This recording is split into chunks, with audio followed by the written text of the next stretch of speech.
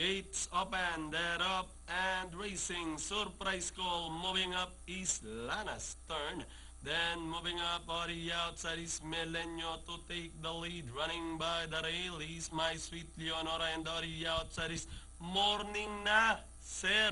Followed by 1A Red Lotus. Then comes Tremendous Eden. My Chemical Romance is sneaking in. Down on the inside is the top favorite, Headline Chaser. Sure Na comes next, followed by Changing Times. And a long way back to Lana's turn as they swing for home. Milenio leading the field. Surprise call is sneaking in. Down on the inside is Headline Chaser with the last 250 meters more to run. Now we have Headline Chaser by the rail. Running on the outside is Milenio. Milenio, Headline Chaser is by the rail. Headline Chaser, Milenio and Headline Chaser. And leading the finish line, it's Milenio over Headline Chaser. My Chemical Romance, then comes Tremendous Eden. Sure Na for your Pentapecta, then comes 1A Red Lotus for a Morning Na, Sir.